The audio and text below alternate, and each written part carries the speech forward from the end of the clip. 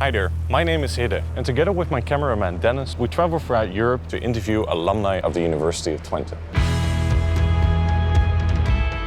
In this series, we'll travel all over Europe to interview 6 alumni of the University of Twente. And we're on a mission to discover the DNA of the University of Twente. In this episode, we're in Brussels to interview Paul Maassen, who completed the Industrial Engineering and Management program in 1998 and who is currently Chief Country Support at the Open Government Partnership.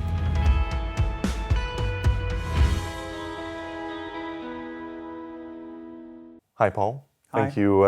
Thank you for meeting us here in your very nice office here in Brussels. First of all, very interesting question for all of our viewers to introduce yourself. What is it that you currently do?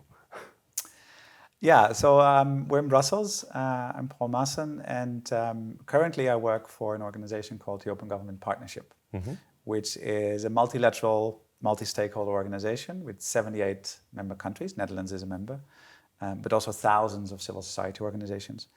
And in essence, what the organization tries to do is to change the culture of government to make it more open to citizens' input and oversight.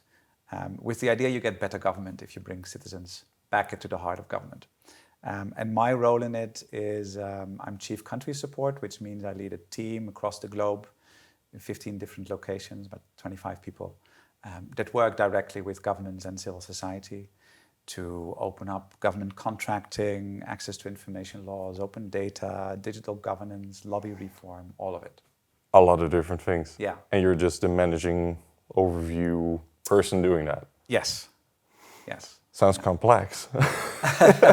It is pretty complex, but I think what for me is very interesting about it, it's very much a community. So I think what I find interesting is that in every organization, every system, you have people that have an open mind to doing things differently, doing things more inclusive. Also in bureaucracy, so there are a lot of civil servants that really want to change how government functions. And connecting those people and empowering them is the most important. To do the actual change. And to see actual change, yeah. Wow. And then how does that relate to your time as a student, probably, going back a bit to your time as a student at the university? What did you study? Industrial engineering and management. Okay, so that doesn't really sound like public governance. It doesn't. No, that's a fair observation. I think it's... how does it link? I mean, in my case, it's been quite a couple of years that I'm sort of removed from university. Well, when did you graduate? Around what time? I graduated in 1998. Okay. Yeah, but I think there's a couple of elements that always come back in every job that I had since. One is sort of I really get energy from sort of these emerging topics where there's really innovation happening. Back in the day when I graduated, that was mobile phones, which now, of course, is not innovative anymore. It's just, it's there. I've worked on climate and energy. I've worked on how technology can be used to empower people. So my specialization was on technology, technology side, information technology. So the innovation side is something that always comes back. The international element always comes back, working with different people, different countries. And I think what I really like about industrial engineering and management is exactly that combination, right? That technical thinking on the one hand, speaking the language of the technical stuff without necessarily being able to do it, combined with the strategic management insights. And all of that, in a way, comes back in my current role.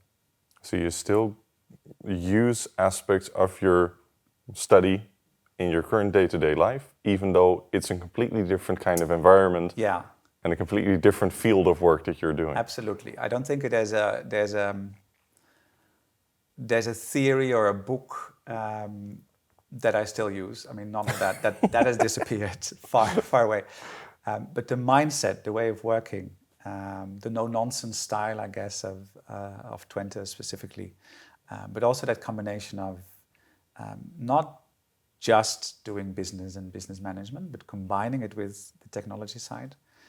I find that still very helpful in as a way of approaching things. And I'm really curious, now that you mentioned Twente, is there still some kind of connection that you have since the moment that you graduated 23 years ago? Because that's a while back, and even though you still use those study aspects, is there more? Yeah, in a light way, I guess, right? In the early years after I graduated, a couple of times we had interns from the university that sort of worked at my place, and I sort of coached them. Now it's more. I was a member of AG. I was part of a fraternity, Pandemonium. Those connections are still there. I mean, life has moved on, right? It's not something that's part of my everyday life, and I'm thinking about it and doing stuff with it every weekend. But those connections are there. The sympathy is definitely there. And a lot of the friends I made from that period are still friends today, even though everyone is in different places and different parts of the world. Yeah. So you still have a connection? I still have a connection.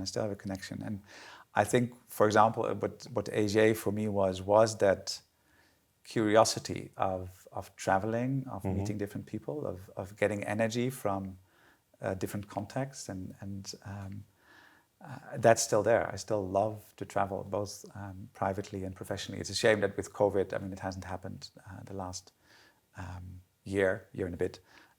But I still travel a lot. Every job I do privately, because that curiosity and that energy element is still there. If you look at, as I said, my team is about 25 people. They're in 15 different locations. They're 25 different nationalities. That brings energy. Yeah. So yeah, that connection in a way is still there. Yeah. And then you mentioned that international aspect. Did you always expect to go abroad, even though Brussels is close to the Netherlands? Yeah. Did you expect to do that? No, not necessarily. I think it's more that as having part of your life, that there is an international connection, international mindset. So not sort of stuck in the Dutch clay in that sense. But in terms of living, no, I don't think so. I mean, I think if my job would take me back to the Netherlands, I would be perfectly happy. I'm still very close, of course. Brussels is really not far. So no, not necessarily. I think it's more the outlook, the international outlook, than actually physically living somewhere else. Okay. Well, that makes it time to move on to the final question already. Time is going fast. And this is the question that we've been asking to every alumnus that we've visited so far throughout Europe. And that's about figuring out what is the DNA of the University of Twente. Is there something that combines alumni like yourself with students like Dennis and I? Is there some kind of red thread, the DNA of the University of Twente? What do you think is the DNA? Yeah, it's a good question. I think there's an element of the region in it, no? The no-nonsense attitude of Twente itself, right? And the people that live there, not just the students that visit basically for a couple of years. I think that no-nonsense approach, that combination of, at least with the study I did, of technology and business, that for me is part of the DNA of Twente. So it's no nonsense, it's making your hands dirty, it's a curious mind. And I mean, I don't know about the other people you interviewed. I think in my case, that sympathy, that connection is still there. It's not something that shows itself every day, not necessarily. But if the university would call tomorrow and say like, hey, we have a question, can you help? I would be more than willing, because there's a lot of really good memories of that period, both the student association part of it as well as the actual study part of it. Those are fond memories. So I think that's part of the DNA as well. I think it's the no-nonsense bit. It's also not making yourself more than you are, but still knowing what your skills and your strengths are. I think people that leave the university have a very clear, smart mindset, and a lot of the skills and the knowledge you need to make the steps in your career. So that for me is part of the DNA. Yeah. Well, thank you very much for that good answer. I think that's a really good way of describing the DNA of the University of Twente. So thank you very much for your time. Welcome. Thank you very much for watching this series with interview with alumni throughout Europe. We hope to see you sometime back in the future. We're not sure. Once again, thank you for watching.